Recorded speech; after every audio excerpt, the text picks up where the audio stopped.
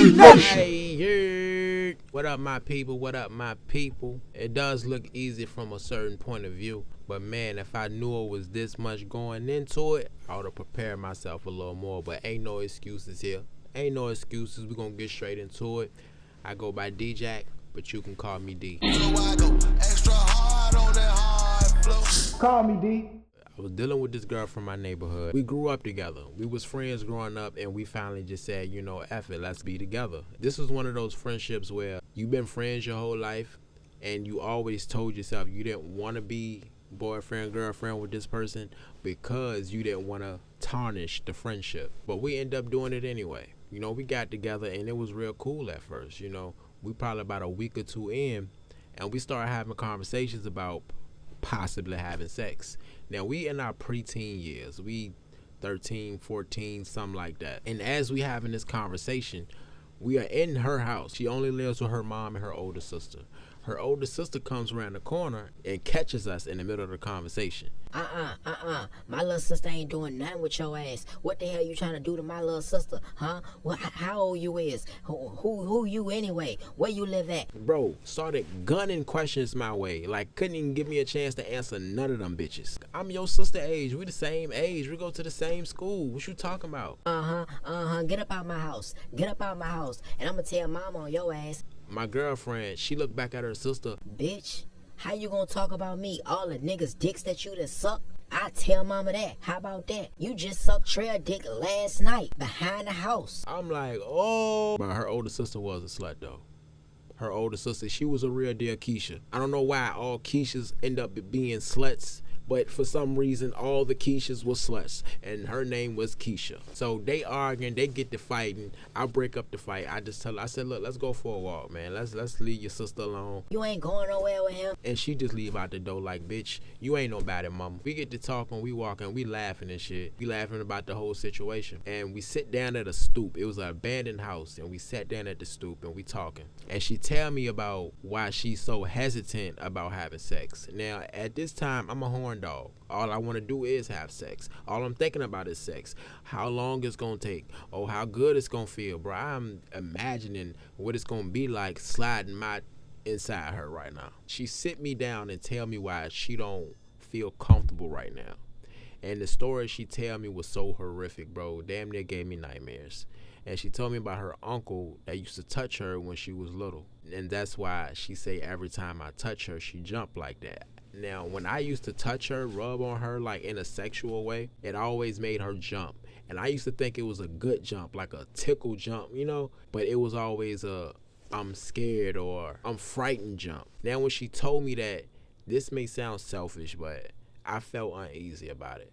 Not just because it's a good chance I won't be able to smash, but I don't want her to get the impression that I'm trying to take advantage of her. I don't want to hurt her no more than she already hurt. And back then, I couldn't even comprehend that type of shit. She grabbed my hand and she trying to assure me that No, it's okay. It's okay. Like, when I'm ready with you, I'm gonna be ready. Like, you ain't gotta worry about that. And I'm telling her, like, but every time I touch you, you jump. Like, how am I supposed to feel about that? Like, I don't know if I want to open them can of worms. I don't want you to feel no type of way about me. She started just trying to tell me it's going to be okay. It's going to be okay. We finished talking. She ended up walking home. We talked all the way until nighttime. And, you know, ever since she told me that, it just felt super weird around her. So, like, for the next 3 whole days, I'm not going to lie, I ghost her. Because we still on the phone. We talk here and there, but not as much. So, like, the 4th day, she ends up popping up at my house. Now, she pop up at my house for the sole purpose to have sex. Like, she all the way in it. She thinking in her mind that I don't want to be around her because she won't have sex with me, when really that's the opposite. I don't want to because, you know, I don't want to hurt you. I don't want nothing to be misconstrued as taking advantage or the R word. So she pressed me, and I ain't gonna lie, she got me started. You know, she get the kissing on the neck. She went downtown for a few minutes, so she got me started. So we eventually do the whole thing. And what we did it at was outside. I think it was my grandmother's car in the back seat. After we finished, we let the windows down and we just let the car out and we just laid together. We just sat there, we just talked for like a good 2 hours, you know, until her phone started ringing. That's her sister looking for her. So she rushing out the car. She rushing getting her stuff together. She don't stay nothing but around the corner, so it ain't gonna take her long to get there. She telling her a lie, saying she was with her friends and they forgot, all this bullshit. So she leave. I'm gonna say for a full week, she do the same thing that I was doing to her for those 3 days. She ghosted me, but this ghost was not, we still talking. She didn't talk to me. She didn't answer my phone calls. She didn't call me back. None of that. When I finally get in touch with her, I get in touch with her through her older brother. I already felt bad after we had sex. Like, even though we sat there and we talked to each other and we had a nice little connection, I still felt bad. I still felt like I did something wrong for some reason. Even though we are exactly the same age, I still felt bad because of that shit that she told me. I couldn't get it out my head, bro. I get a call from her older brother. Her older brother is, I think, 19, 20, and he's in the Army. He just came home. He home on leave, and he called my phone, and he tell me who he is. I asked him, I'm like, how you get my number? And he told me that he got the number from my girl, his little sister. I'm like, okay, what's up? Would you want to meet me or something? Oh, I want to meet you. Oh, I'm definitely gonna meet your ass. Yeah, come on over here. I want to meet your ass. So you gon' my sister? Who? My sister? Huh? Don't nigga. She told me everything. Yeah, she told me everything, and don't worry about it, because we about to call the police. We know where you stay at. I hang up the phone super fast, my heart beating out my chest, and I'm just thinking, should I tell my mom? I'm like, I know we are the same age, and I know I didn't do that to her. And this is the one thing I was scared of the motherfucker thinking this is what's going on. I turn my phone off. I don't answer my phone for the rest of the day. You know, I turn it off, all the way off. Like, I turned the power off. I turned my phone back on like 2, 3 something in the morning, and I got at least 30 text messages. I got like 20 missed calls, and as soon as my phone turned back on, I get a call from my girl. She must have been trying to call me all night. So I answer the phone super fast. I'm like, hello? She crying. She crying so much that she can't barely get her words out. And she is basically telling me, it's a lie, babe. It's a lie. I'm telling her, like, I know it's a lie. You ain't gotta tell me that. I know it's a lie. Like, for real, I'm feeling like I should go tell my people so we can go tell the police that y'all lying on me. No, don't do that. Don't do that. I didn't let him go to the police. I stopped him and I told him the truth. I said, so what truth did you tell him? It wasn't me, babe. My cousin made me do it. I'm like, who is your cousin? Your ex. What? I finds out that my ex is her cousin. And her cousin is mad at me because I broke up with her. I didn't break up with her for her. I broke up with her like, I'm gonna say 6 months ago. I only broke up with her because she was so goddamn weird. Like, she was real clingy. She was real over the top, like super over the top, to the point where she actually walked up to my mama house, banging on the door at 10 at night while we all in the bed, asking why I ain't answering the phone. We are 13, 14 years old. What the hell is you doing out the house this late?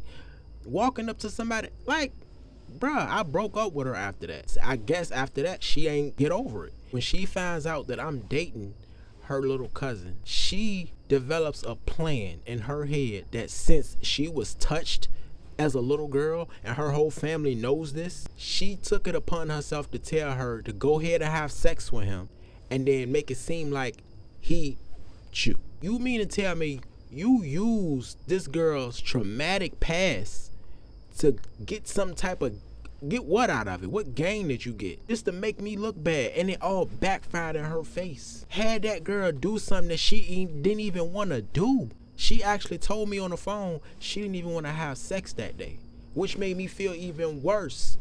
Because the whole reason I stayed away from her, because of that reason, I didn't want to, you know, I end up calling my ex. I still got her number. Her number's still the same. And I cuss her the fuck out.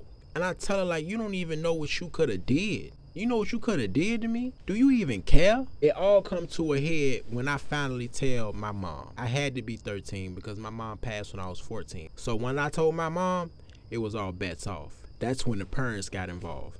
Then when that happened, we all met up, I think, on her block. And this girl, mama, she beat my ex so bad in the middle of the street. They was about to call the police on the mama because she beat her so bad. Serves her right, bro. Ain't no telling what extra trauma you just put your cousin through just so you can gain some type of feel good off of it, because I went through something. The brother, he come over there, he apologized to me. He tell me that my girl told him what I said and what I actually did, and how I even told her I don't want to have sex with her. Like, I kept telling her that, and he told me he respect me for it, and he don't mind if we keep dating, but treat her like you've been treating her, you know, take your time with her. And I said, of course, you know, that's all I want to do. Like, one thing I didn't want to do is break up with her because she had such a traumatic past. But I also felt like, is that holding myself back for some type of happiness? So what if I get to the point where I don't want to be with her? Do I not break up with her because she got this effed up past? Now, her older sister, she still don't like me, but nobody likes her older sister. Her older sister a slut. Everybody know her older sister a slut. She started sitting there talking cash shit about me in front of everybody, and her little sister finally built up some balls to beat her ass. Two people asses who got whipped that night. My ex and the older sister. Years down the line, we would eventually break up, but when I say, bro, this was one of the most respectful breakups ever, and it was so mutual, you know what I'm saying? She just had so much to deal with on the inside that she couldn't be in a relationship. So it was mutual. I didn't even feel like it was a breakup. I felt like it was a break. It was almost on some, hey, look, when you get yourself together, you know, we can reconnect type shit. They end up actually moving out of Richmond. They didn't move out of Virginia, but they moved out of Richmond. I think they went down Norfolk. And when I reconnected with her, I'm gonna say, I think 2 years ago. She is now married. She got 4 kids. She is totally a different person. That quiet, shy, little timid, you know what I'm saying, scared to be touched girl is a fully functional, mentally healthy woman with a whole family to take care of. And it made me so goddamn happy that she doing better now. She found my channel. She found my YouTube channel. She tell me she watch me every day. She tell me she can't binge watch like she want to, so she pick one video a day and watch it. So I want everybody, if y'all can, on the membership, man, I want y'all to tell Talita, her name is Talita. She said she don't care if I say her real name. Everybody send y'all hopes and prayers out to Talita to continue to keep having this clean bill of mental health. Because mental health, bro, it ain't a game. Especially in our community, the black community, don't really take mental health that serious. It wasn't until Charlamagne really started bringing that up a few years ago that a lot of people in our community took it serious. Like, mental health can break you down faster than a lot of the physical abuse. The short message I do want to leave with y'all is this, man. If you got a friend, family member, partner, or even just yourself going through any type of mental crisis, or you seen them going through mental crisis in the past, or they're constantly up and down, you check on that person. You make sure you check in with their mental health, because you never know when it's that time where they just want to say F it. You never know, bro. Check in with your people. Check in with your loved ones, because you never know. You just might save their life. And if you yourself is feeling that way and you don't think you got anybody else to talk to, check in with me on Instagram. Check in with me on Facebook. I love to have conversation with people. But that's all I got. Y'all stay safe. Y'all stay positive. If you ain't moving, you losing. I go by D-Jack, but you can call me D. And we out. So I go extra hard on that hard flow. Call me D.